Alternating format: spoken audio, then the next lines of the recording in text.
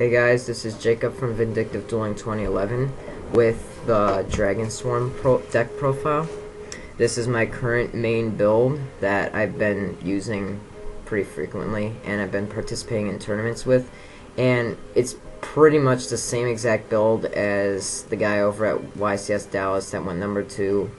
And yeah, I like the build. I decided to build it up myself, almost an exact replica with a few tweaks, minor tweaks, and it works out very consistently. And I just figured, why not share it with you guys and share my modifications and explain them. So without further ado, we'll start with the Lightsworn part of the deck. We got the Lumina for milling and for special summoning. Very, very good card. Then we have the double Raikou for destroying and milling. Comes in handy like pretty often. And then we have double Lila, and basically this is just to get rid of back row. It also can serve to attack. Other than that, it's good, but I don't see it running as 3 as being very good, because it's 1700 attack and doesn't roll over the majority of the monsters out there now. I mean, 19 is pretty much like the best that you could roll over, or the best to the kind of attack that you have to meet up with a level 4 or a standard monster. So that's why I do not run 3. I do run the 1 Jane because, again, it's the brute of the Lightsworn engine. It has the potential of a 2100 attack, and it gets over a lot of things. Thunder King, most of the cards out there. So yeah, this comes in handy in those kind of situations. And then we have Aaron for mostly milling power, because the attack is sadly pathetic, being 1600.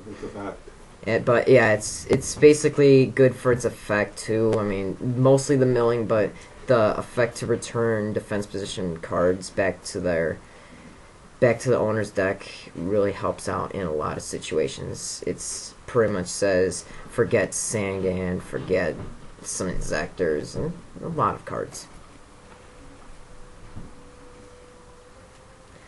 And then we have double Red Eyes, and as the guy said, I can't remember his name, sorry, but yeah, I can see what he means about the Red Eyes. You don't want them in your hand, you want them in the grave, especially with Light Pulsar, because then you have a purpose to get Light Pulsar out, and leaves room for your opponent to destroy it. And then on top of that, upon destroying it, you end up getting this out, and your opponent causes that to happen. And then, of course, the Light Pulsar Drake. 3 of them. Very good card. Remove from play is special summoning so easy with this card. You get to just send it, just remove from play 2 cards, and then there you go, it's on field. You get to use Red Eyes to special summon it, and then you get to discard a light and a dark from your hand to special summon it. So there's so many ways to get this card in the field. That's why it's really good, really recommended at 3. And then the double Eclipse Wyvern, and this is usually the card that you banish with your Chaos special summons, because then you get an extra card to your hand. Usually I go with these 2 cards. I go Judgment Dragon and Dark Arm, depending on what's in my graveyard and what's in my hand. If my hand and graveyard are dominantly just light and dark, then I go Darkness, or Dark Arm Dragon. And then if it is majorly Lightsworn, then I go Judgment Dragon. And then if there's no other targets, since it's mandatory, I just go Red Eyes. And then, of course, the 1 Dark Flare, just to remove from play that Eclipse Wyvern and get that special summon in, and it even serves as a DD Crow in a sense, with limits, of course. And It's really helpful. Counters Inzektor, Hornet, and many other cards. And it can even help banish your Eclipse Wyvern and send 2 dragons back to, or send 2 dragons to the grave, like Light Pulsar and Red Eyes. And then we go to our kind of boss monsters, the BLS. Obviously a staple in a Chaos deck, nonetheless. Banish a card, attack twice, and the fact that it's a light makes it very capable of Honest, and works very well.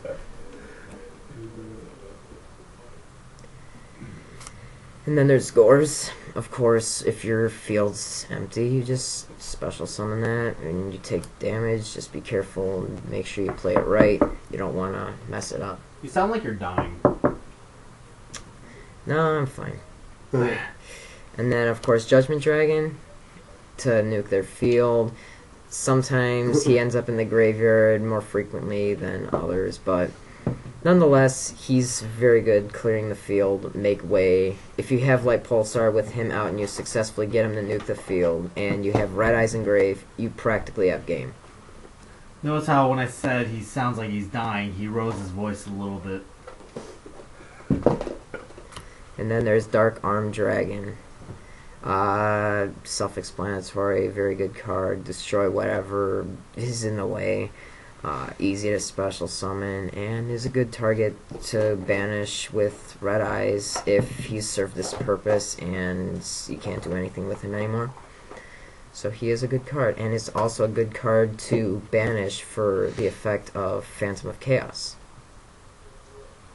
And then we go to the support. Double Veiler. Stop a lot of decks. Why no 3 Veiler?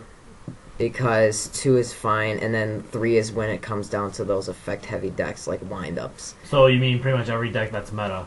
Pretty much. Is that good against the meta? But there are certain decks that you can let the effects go through and you'll still be fine. And that's been Try a to do lot that with of... Insectors, okay. I get effect veilers on that too, but the side deck is also prepared for Inzectors. And then we have Plague Spreader, the main tuner of the entire deck. So very good card. Send whatever you need back. So yeah. And then you have Honest. No doubt you have lights in your deck, good number, so you'll be able to roll over anything. Then you have your second BLS, Chaos Sorcerer. The weaker, he still serves his purpose, and he's a dark and a level 6, so you could synchro with him and do a lot of things. And then Tragodia, very helpful in tight situations. That's all I could say. Special summon him when you're taking damage, save yourself for another turn, and even turn the entire match around on your opponent, take their monster, exceed with it. There's so much you could do. That's why people like my deck videos better. You're all monotone and boring. I've seen the video before. Phantom of Chaos. Do you want me to continue with this? Yeah, go, keep going. No, your guys are talking too much. No, man. It's funny. Anyways, Phantom of Chaos. Very good card. If you accidentally get Judgment Dragon in the grave, you could still nuke the field with him. So he's Can you attack directly? No. Can you do damage with him? He doesn't do No. that, but he will clear the field in the most tight Did situations. you think you could do damage with him? At one point, yes. It's okay. We all thought that was good too. And then Thought it was double great. Mystic Tomato, special summon the Phantom of Chaos, Plague Spreader, or Sangan, or special summon each other. So The day I lose to rejected ketchup ingredients is the day I go kill myself. Then you have Sangan. Search out your main cards.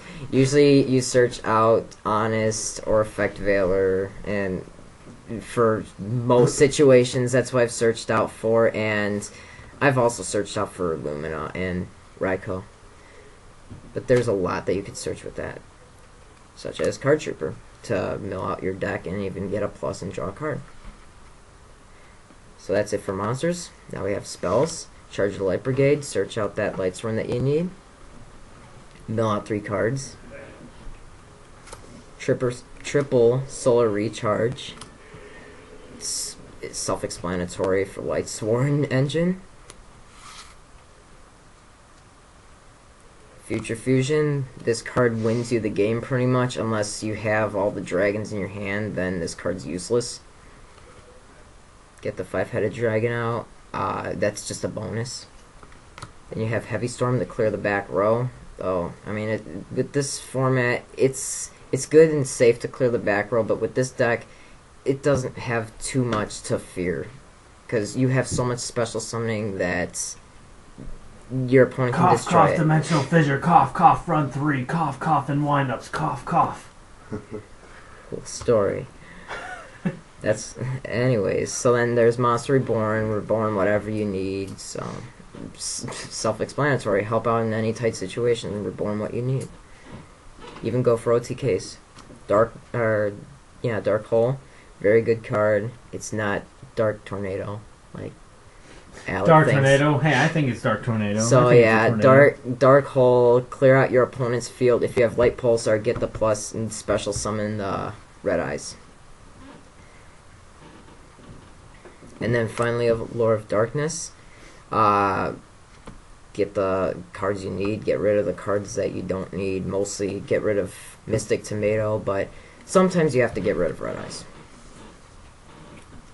But sometimes it's at a good cost.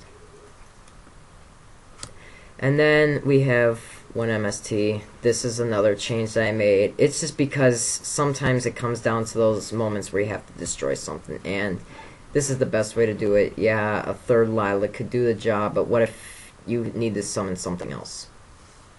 And then that's it for spells. As far as traps go, there's only one, and that's Torrential Tribute. I choose this over Treacherous Trap Hole because if you have Light Pulsar, again, you get Red Eyes out. That's why Light Pulsar is at 3. And then we go to our extra deck. Armory Arm. I rarely synchro for it, but it's a level 4, so for those situations where you get a level 3 and the Effect Veiler. You're level 5, I have Magical Android, I would get Catastor.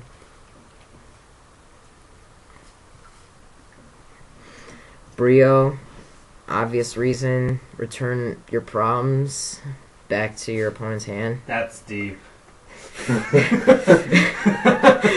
Yeah, put your problems back onto your opponent. Alright, and then you have Iron Chain to serve as pretty much the beater, level 6. And then you have Black Rose, the obvious level 7 to nuke the field. Again, Light Pulsar, get the plus. Arcanite Magician for the Effect Veiler and Chaos Sorcerer. Use Sorcerer's Effect, banish something, and then destroy 2 cards. Ancient Fairy Dragon is just a side-in right now, and it's just there. I honestly would not run this. I would put Scrap Dragon over this. Stardust for those really destruction-heavy decks. I'd barely synchro for it, though, because it's not really that required. Then you have Dark End Dragon. It's pretty helpful. It gets rid of your opponent's monsters. It doesn't destroy it, sends it to grave, so pretty helpful in many aspects. And then, finally for synchros, Void Ogre Dragon. It's self-explanatory. Stop spells and traps. You can empty out your hand pretty well with this deck. Then we go to Exceeds. Number 17 Leviathan Dragon. It's my rank 3. Queen Dragoon de Jin, just for getting the dragons back. Especially like Pulsar. That would be the best choice. And then you have Utopia to just block your opponent. There's a lot of level 4s, so it's not that hard to exceed it. And then for those really tight situations, number 12, Crimson, Shadow Armor Ninja.